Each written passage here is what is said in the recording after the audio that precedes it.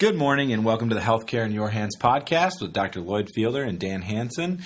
Today we want to talk a little bit more about the Kryptopyrrole test, information that has been circulated, things that are coming about, questions that people have. Our goal is always to stay on top of the news, be as far ahead of the research, and really look for ways that we can always improve and always help other people and just educate people with things that we know, but also take questions. And so, I'd like to start out by bringing some of Lloyd's content to the table and seeing, hey, it looks like we've got some stuff here. I know you guys can't see us this morning, but Lloyd's got some well laid out notes, I'd like to say. And I'd love to let you have the floor, if you don't mind, Lloyd, and talk a little bit about the source of HPL and what you're thinking this morning that would be meaningful to share. Well, yeah, awesome, Dan. I think to be straightforward, we go to many conferences throughout the year, and the biggest thing that we are doing at those conferences are interacting and talking with caregivers and especially physicians that are curious about Kryptopyrrole testing, pyrolle, and those that are already doing it. And we get just such great questions all over the board. And what's just been happening a little bit more frequently, and Dan and myself felt that it was really necessary to address, which is really some confusion and misconceptions about the what is actually being tested and why and what it is and what it's not. And there's some people out there that apparently have a lot of misinformation, and really that's our mission in part is actually a large part is educating not only patients but practitioners to exactly what we're testing and what the benefit is going to be for the patients and the practitioners in their practices so people can get better. And the most recent thing that had come up was the confusion between what we heard as KP versus HP, or Kryptopyrrole testing versus Pyrrole testing. And Dan, would you say it's pretty... It was confusing at first because we thought that potentially there was something out there that we weren't covering. Right. Absolutely. It seemed like some of the consumers in the marketplace, meaning caregivers or physicians, were exploring the opportunities to use Kryptopyrrole testing or measuring pyrroles, to put it in a more blunt and basic level. And ultimately, they were maybe abroad, or they were working with laboratories outside of the U.S. that are saying they're identifying the molecules differently, and they're also identifying where the molecules generate from, or generally how they become elevated a little bit differently. There are three main theories really to what causes the pyrrole molecule to become elevated. And so what we've noticed is there's a retitling of the test. There is a different way of reporting the results.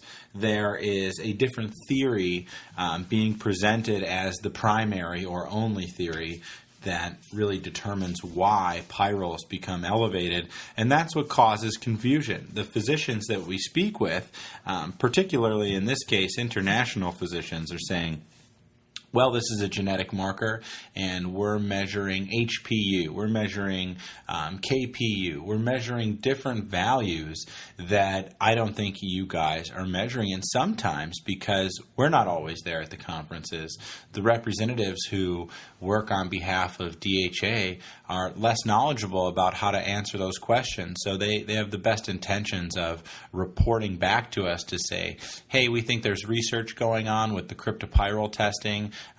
We think that there might be other molecules being tested. Please let us know how we can best respond to practitioners, patients, and people, really like marketing groups or media groups that want to promote advanced nutrient therapy and advanced healthcare. What can we tell them that's important? And so we've done a little bit about clearing the confusion up in the past, but I think that we can go a little bit deeper today into what we're testing, why it's important, and really where some of those misconceptions are. Right, and I think that's awesome. So specifically, that last conference, someone had come over and said, you guys are testing KPU. We're interested in HPU. And the reason that these international practitioners had said we want HPU, it's because that's testing for the genetic cause for pyroluria. And you guys are doing KPU, which is not the genetic form of pyroluria. And that couldn't be the furthest thing from the truth. After, we were a bit confused by it, and it didn't take, honestly, but 5 minutes to realize that they were just making a mistake. That I don't know if it's from any instructors or where this misinformation is being propagated, but we're talking about, in essence, the same thing, but there's some different research articles, so people are just trying to... I don't know if it's some people are erroneously or mistakenly trying to do a selling point to push a certain product. And again, I can't speak to something else, but very simply, for anybody that's listening, that HPU and KPU are essentially the same thing. What I think some people have mistakenly assumed is if you go back to 10 years ago, there's a couple of articles, a journal articles, and it was titled Discerning the Mauve Factor. There's a part 1 and part 2, and it was by, I believe it was McGinnis who led the study, and they addressed right off the bat that there are certain terminologies that are used interchangeably, whether that is Kryptopyrrole, Pyrrole, heme Pyrrole, Dan, are there some other ones? Mauve factor. There was, I think, a couple of other different terminologies, but they were all used interchangeably. Yep. And so I think that the international people tend to use still some of the older nomenclature, especially referring to it as KPU or Kryptopyrrole, and so when what we're actually testing is it's hydroxyhemopyrrolin 2-1, correct? Absolutely. Yeah. And so that's can be looked at as potentially being used as HPU, I think. And they're identifying this term hydroxyhemopyrolin, or seeing an H instead of a K, they suddenly thought this was something new, not realizing that this is what we've always been testing for on the better part of 2 decades. Absolutely. And they're just because they're learning now different nomenclature, different terminology, they think suddenly there's something new being tested. And I think that's the most important thing that we had to bring forward to everybody, is that we are testing hydroxyhemopyrolin 2-1, which is the only metabolite that should be being tested if you want to assess pyroluria.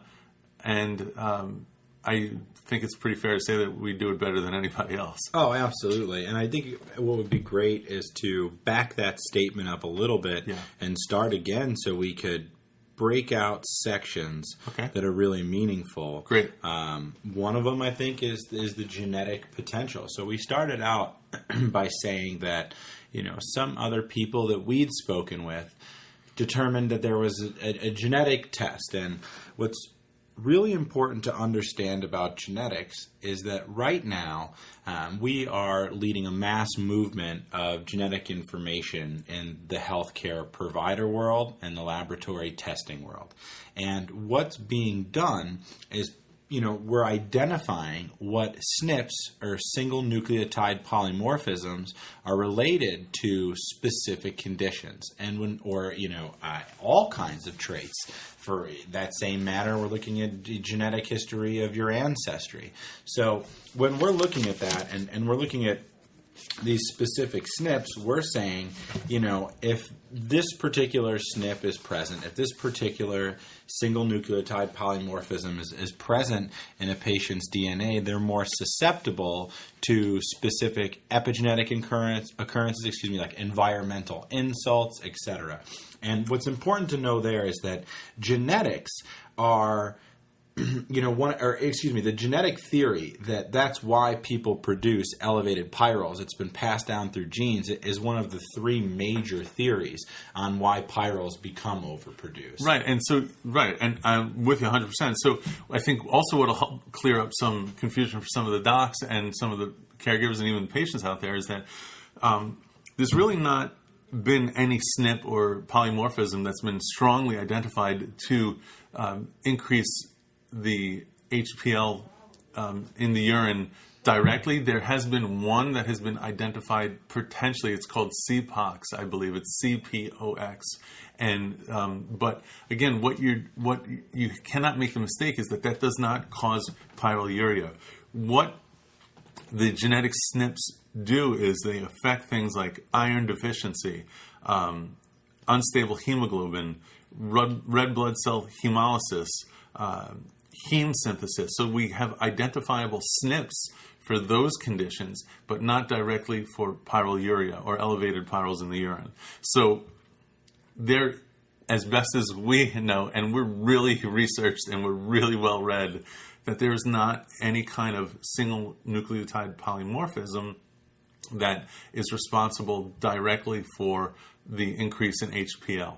There are associated SNPs that will affect indirectly, or associated is the best way that you could really put it with it, but not direct. So anybody that's out there saying that we do the testing that is for the genetic pyroluria or the genetic increase in HPU or HPL in the urine is incorrect as best as we can tell. Absolutely. Unless they can show you the SNP and they can show you the research behind this particular SNP, and that would be a great way to proceed. We've never seen it. It's not out there. I'm not familiar with it. It's not on the forefront of research for really any major reason. Further, even if the SNP was present, this is a probability game. When somebody has a SNP, that doesn't mean that SNP is present and expressing itself in the patient. We see that a lot with methylation status. We look at the MTHFR SNP profile to determine if a patient is at risk for a methylation issue. And ultimately, there are people out there who have double SNPs in that pathway and methylate optimally. And that's why in the model that really DHA is founded to support, the model of advanced nutrient therapy that was developed by Dr. Carl Pfeiffer, Dr. William Walsh, practiced by thousands of physicians today, they're looking at advanced markers that determine methylation status. How is the methyl chemical being produced and how is it being dumped or excreted from the body appropriately? Because, hey, you can have a SNP, but that doesn't mean that it presents in the patient. Right. Which is why, especially as a laboratory, we are really adamant about being tested. This is why testing is primary. Questionnaires are great. Interviewing histories are great. Taking even some supplementation can be beneficial without, doing anything else, but it's a shot in the dark. So our recommendation always is test, incorporate that in, make your clinical recommendations, and then retest. And so that you can see actually how somebody's functioning, because we do know, just as Dan just nailed it right now, is that because you have a polymorphism does not mean that it is influencing your physiology the way you think it should. Absolutely. And the terminology, since we backed up and we went to the beginning of Dr. Fielder's original statement and we talked about genetics, then, two major terms that were mentioned there were HPU and KPU. And this is something that we really work to cover in the Clearing Up Confusion podcast, but it's absolutely worth repeating. These terminologies, how you determine that you're going to name a test, is completely up to the laboratory that's providing you with the test. If I come up with a test tomorrow that determines the pH of my body, I can call it the Dan Hansen test if I like.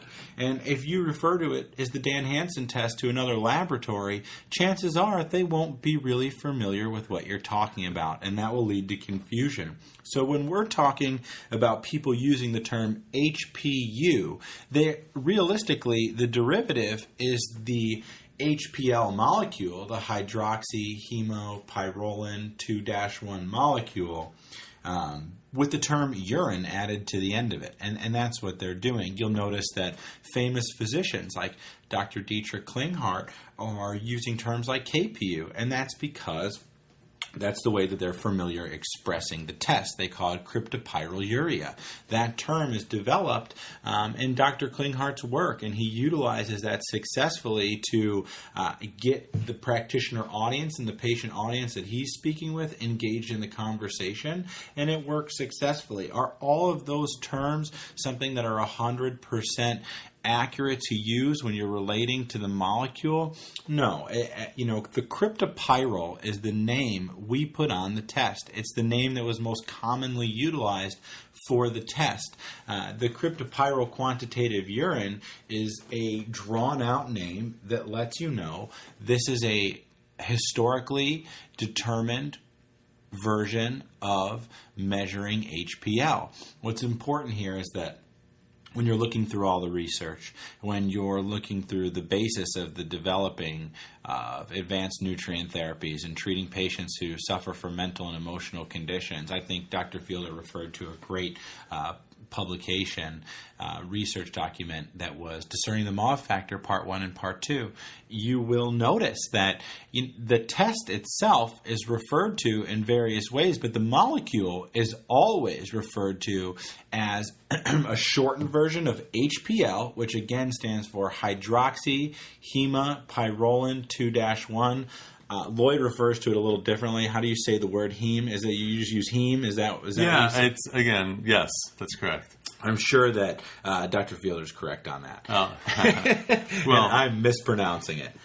And again, it's because you have porphobilogens, you have porphyrins, you have cryptopyrroles, you have pyrroles, you have a lot of words that can be interchangeable, and it can be confusing. That's why we use clearing up the confusion as much as possible. And I think you using the example of Dr. Dietrich Klinghardt and his use of KPU, and also some of the practitioners that follow him using HPU versus KPU, I think it's a really strong point, because there's a growing understanding of the association between pyrroles, cryptopyrroles, HPL, HPU, and Lyme disease. Lyme disease is a huge subject these days. It is epidemically affecting not only people in this country, but others. And so what we're trying to do is get people the right information so that they can make the best decision possible in the best interest of their patients. So with Dr. Klinghardt's use of Lyme disease and identifying KPU, pyrolle, and addressing that, which is awesome. We just want to make sure that these practitioners, which is many of them, are doing the right thing. Because to then take it to the next level is we just are really, really adamant about how precise you have to be with regards to capturing the samples from the patients, how you ship those samples to our lab, and then how that specimen is handled so that you get accurate numbers so that you can assess properly and intervene correctly. Absolutely. During the process of researching, hey, what other tests are out there? What are people talking about? We encountered a laboratory that is working out of Australia, and they're providing Pyrrole results. They are performing a Kryptopyrrole test.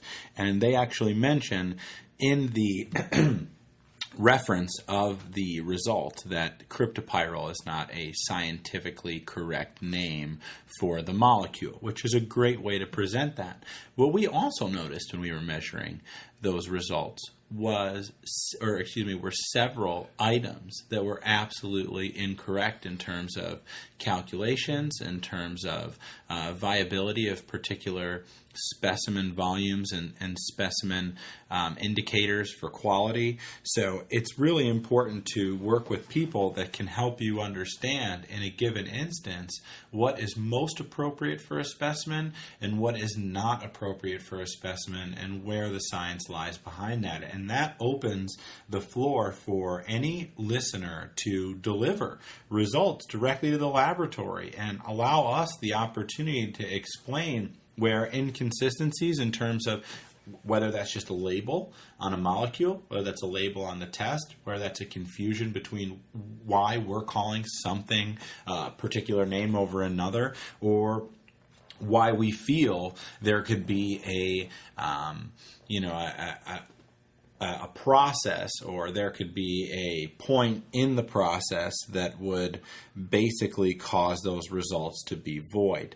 As this is not FDA regulated testing, it's imperative to work with leaders in the industry who are educated on all of the factors that would cause deterioration of results or cause results to be voided. And I certainly believe that the team here at DHA, and this is based on years of being integrated into functional medicine, are the leaders in being able to describe these inconsistencies, describe these deterioration points, and provide the research that backs them accordingly. So, again, I want to open the floor if there's any practitioners or even patients out there that are really interested in knowing, did I get an accurate test? Why do you think this isn't accurate? What molecules are we measuring? Is this HPU? Is this KPU? Is this HPL? Are we talking about the same things? What's the difference in the Kryptopyrrole name in your test and the Kryptopyrrole name here? Send the questions our way. We'll personally answer them for you, and if we feel it's something that we should address to everybody that we've somehow missed in this podcast, we'd be happy to bring it up on a future podcast and make sure that we clarify it for the entire audience. Absolutely. I am in full agreement with you. So, that kind of, in my, recent history here has wrapped up most of the inconsistencies that I've seen. We dug, as we said, deep into these questions, into looking in genetic markers for Kryptopyrrole, genetic markers for HPL, claims based on what other physicians were stating were available in other countries. And what we found were massive inconsistencies between the information the physicians were providing and the information the laboratories were reporting. And we clarified those with all of the parties included. And, of course, we want to include you. Yeah, and so let me just say lastly, too, Dan, is I think the thing that we can't ever overlook is that we have access to, and we're, I think, absolutely privileged to, is our connection to the Walsh Research Institute and Dr. William Walsh. We have been his laboratory of choice for many, many years, and because we have that relationship, we also have access to something that nobody else does, which is literally, was it fair to say it's almost 100,000 different lab tests that he's done? Yeah, I want to say that, and I've heard, again, we're just speaking on behalf of Dr. Walsh's work, and right. I'm not here to cite anything at this very moment, but I have heard that it's the world's largest database of children on the autism spectrum, and it's millions of chemistries right. That run over, hundreds of thousands of patients. Right, and so I guess my point in bringing that up is that he values highly accuracy. Absolutely. His standards when it comes to research is second to none, and we are honored that he chooses to work with us. And also, the numbers that we get to pull from his published research is that there's incredible data to support what we're talking about. So it's not like we're just making some stuff up. It's coming from research and literally hundreds of thousands of tests, which I don't know any other laboratory that's testing for HPL, HPU, KPU, any of the nomenclature you want to use, any of those. But for HPL. Who else has this kind of backing to say that they've had their tests run that many times and has a collection of data around that? Absolutely. It's bar none, as they would say, in my opinion. Right. And I'm out there looking at who is performing the test, where the information being published from, and who those practitioners are working with. And in every one of those instances, I believe that you'll find practitioners that are working with DHA, and all the practitioners who have been using Kryptopyrrole testing or HPU testing or KPU testing that get the opportunity to speak with one of our team leaders at a conference, or reach out to the laboratory for access to the testing, turn on and they don't turn off. And the reason is because there's security in knowing that we have a very detailed process when it comes to specimen integrity, and when it comes to specimen collection, transport, and reporting values. There's a long history behind how you can take a Pyrrole molecule and equate it to the concentration of a specimen and ultimately report that correctly. That has been tried and tried again. And some of those are, that process in particular is the reason why some of those laboratories we mentioned earlier are kind of beat around mentioning earlier are falling short, and why they're unable to is because it's really easy to get your minimum viable product to market. It's really easy to say, I want to offer a Kryptopyrrole test, I want to offer a Pyrrole analysis, I want to measure pyrroles in urine, and name it something, and then produce a procedure, since this isn't regulated by the FDA, that's subpar. At that point in time, it just comes out, your success level is determined by your ability to get a test to market and then market it accordingly. But what we've noticed is in the long run, you'll always butt heads with the smart physicians, and if you make a market impact, chances are we'll have an opportunity to overshadow your abilities to be successful. Right.